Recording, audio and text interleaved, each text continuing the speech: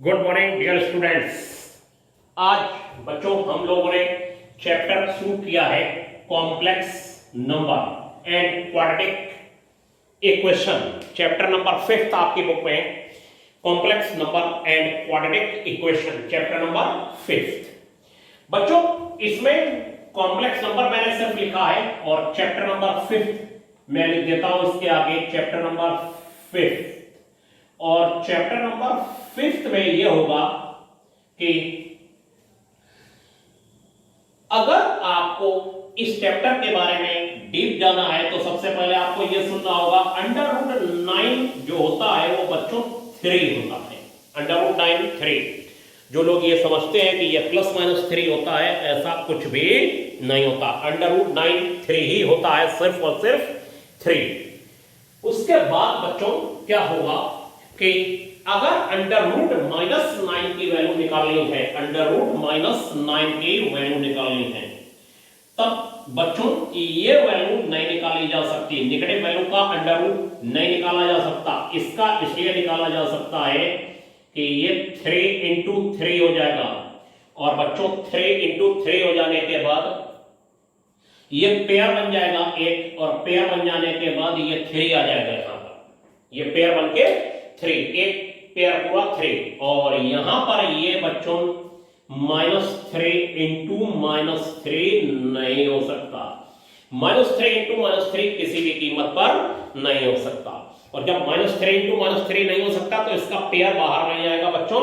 और जब बाहर नहीं आएगा तब हम लोगों को इल्वर नाम के एक मैथमेटिशियन ने एक टर्म दिया, हाइपोथेटिकल इमेजिनरी टर्म। और इमेजिनरी टर्म उन्होंने बताया कि √-9 को आप ये लिख लीजिए √-1 × 9, और बच्चों ये हो जाएगा -1 और ये 9, और तब इन्होंने इसे i नाम दिया और ये 3 हो गया और ये वैल्यू हो गई 3i।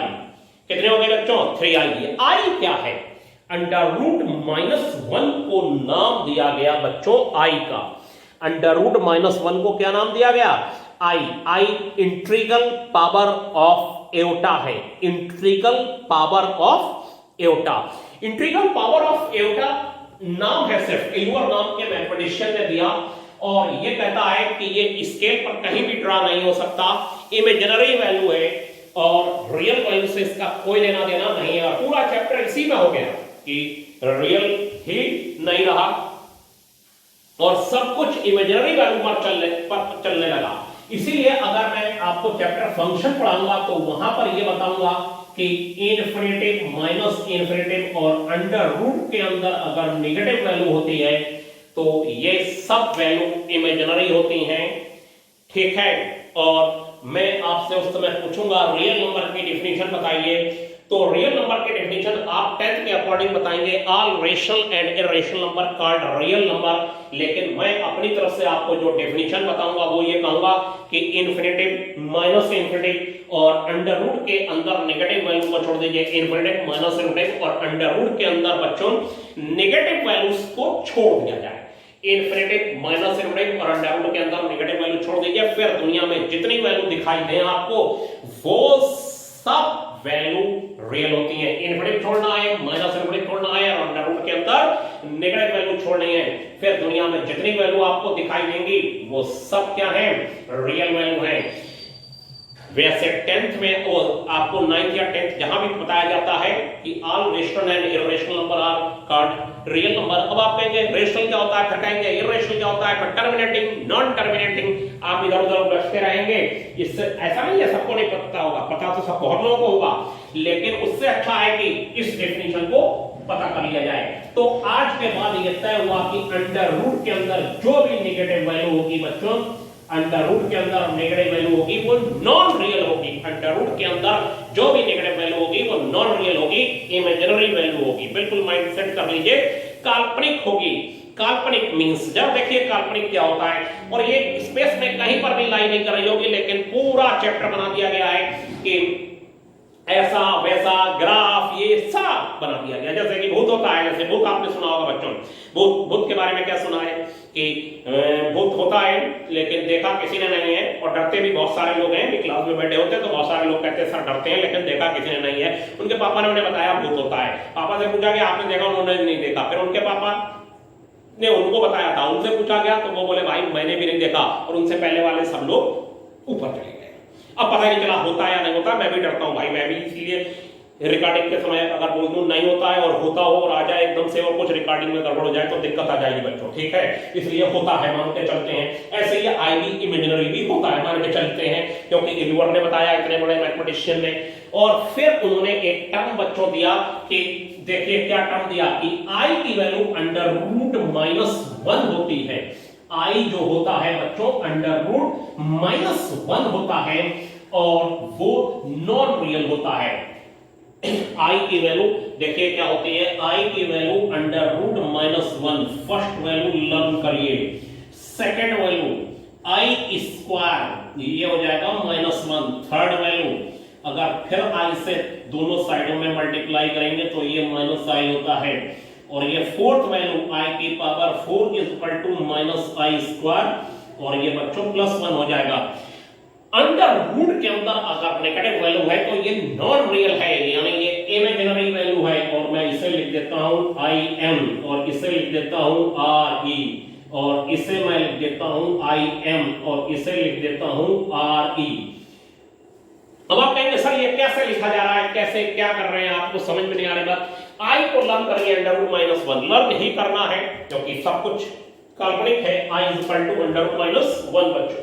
I is equal to under root -1 के बाद I square, taking square on both side, -1 आ गया, अंडर रूट हट गया तो आई स्क्वायर -1 आया तो ये वैल्यू रियल हो गई। फिर आई से मल्टीप्लाई कर लिया तो आई क्यूब -i हो गया, और इसमें आई है, आई की वैल्यू अंडर रूट -1 लगा दीजिए तो ये इमेजिनरी हो जाएगी।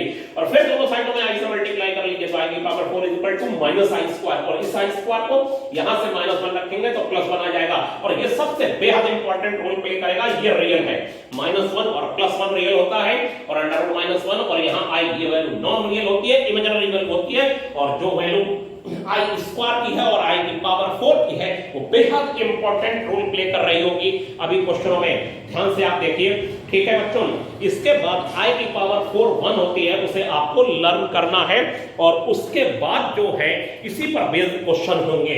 और बोर्ड पर अभी आपके क्वेश्चन बच्चों आने वाला है, ध्यान से। तो बच्चों आपके बोर्ड पर आ गया एग्जाम्पल नंबर फर्स्ट का फर्स्ट पार्ट, इवैल्यूएट आई की पावर 23। आई की पावर 23 को इवैल्यूएट करना है बच्चों। आई की पावर 23 को जब इवैल्यूएट करना है तो सबसे पहला काम होगा कि जिस आई की पावर को इवैल्यूएट करना है, इसका मतलब हमें उसकी मिनिमम वैल्यू निकाल के बतानी है। और मिनिमम वैल्यू बच्चों अगर निकाल के दिखानी है तो आप 23 को सबसे पहला काम 4 से डिवाइड कर दीजिए, और ये हो जाएगा 4 5 या 20, और 4 5 या 20, और ये 3 आ गया। अब आप कहेंगे 4 से ही क्यों डिवाइड करा सर? ये आपको अभी पता चल जाएगा कि सर ने 4 से ही क्यों डिवाइड करा। 4 5 या 20 + 3, और ये बच्चों बेस अगर प्लस करके आ रहा है तो बेस में पावरें अगर ये लिखा हुआ है आई की पावर a + b, तो ये हो जाएगा आई की पावर a × आई की पावर b। बेस इक्वल है तो पावरें ऐड हो जाती हैं, और बच्चों पावरें ऐड है तो अलग अलग भी हो जाती हैं। तो ये हो गया 4 × 5, और i की पावर 3 अगर ऐड कर देंगे तो ये आ जाएगा वापस। अब आप कहेंगे 4 से क्यों डिवाइड करा? 4 से डिवाइड करने का देखिए मैटर, i की पावर 4 की होल पावर 5 और i क्यूब, और i क्यूब बच्चों -i होता है, और i की पावर 4 1, 1 की पावर 5 1 हो गई, और -i बच गया। ये आप सब लर्न करना पड़ेगा आपको कि i क्यूब कितना होता है। और उसके बाद बच्चों आप देखिए ये -i आ गया, और i की वैल्यू अंडर रूट -1 लगा दी गई। तो बच्चों सबसे पहला काम क्या करना है, जैसे कि हम लोग इसका थर्ड पार्ट देखें, और थर्ड पार्ट में हम लोग ये पाएंगे बच्चों कि i की पावर दे रखी है 199। देखिए थर्ड पार्ट में ये दे रखा है i की पावर -999, सॉरी -999, और -999 में ये काम करा जाएगा कि इसको अगर इवैल्यूएट करना है तो ये हो जाएगा 1/i की पावर 999, ये हो गया बच्चों। और इसके बाद क्या होगा कि i की पावर 999 यहां थी, इसको 4 से डिवाइड करा जाएगा, 4 2 8 और ये 1, 4 4 16 और ये हो जाएगा 3 और ये 9 4 36 और बच्चों ये हो जाएगा 3 और यहां पर आ जाएगा 1 अपॉन आई की पावर 4 इंटू 249 प्लस 3 और यह आ गया 1 अपॉन आई की पावर 4 इंटू 249 और आई क्यूब हो गया, अलग अलग कर लिया। और ये 4 जो होता है 4 से डिवाइड करना क्या कहलाता है कि एक बहुत बड़े टर्म को ये 1 में कन्वर्ट कर देता है, बस सीधा काम है इसका, ये बहुत लंबे टर्म को 1 में कन्वर्ट कर देगा और ये हो जाएगा आई की पावर 4 और होल पावर 249 और ये बच्चों माइनस आई हो गया और ये वैल्यू 1 हो गई और 1 हो जाने के बाद ये आ गया -1 अपॉन आई और आई से न्यूमरेटर डिनोमिनेटर में बच्चों फिर मल्टीप्लाई डिवाइड कर देंगे तो ये आई स्क्वायर और ये आई स्क्वायर -1 हो जाएगा तो ये प्लस आई इसका रिजल्ट हो जाएगा। आई की पावर -999 का रिजल्ट बच्चों कितना आ जाएगा 999 का -999 का रिजल्ट हो गया बच्चों सॉरी आई आ गया, ठीक है।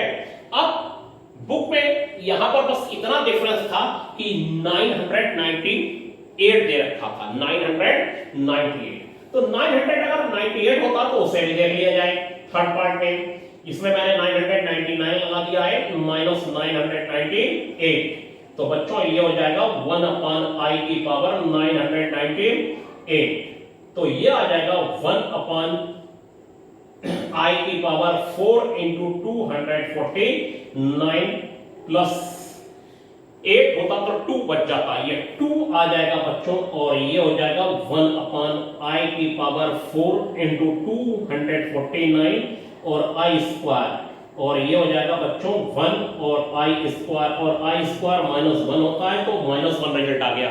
तो इससे एक फायदा निकला कि अगर मैंने बुक से गलत नोट कर लिया था तो 999 और 998 तो 999 वाला भी एक पार्ट आप समझ गए, एक एक्स्ट्रा हो गया क्वेश्चन और 998 भी मैंने आपको समझा दिया।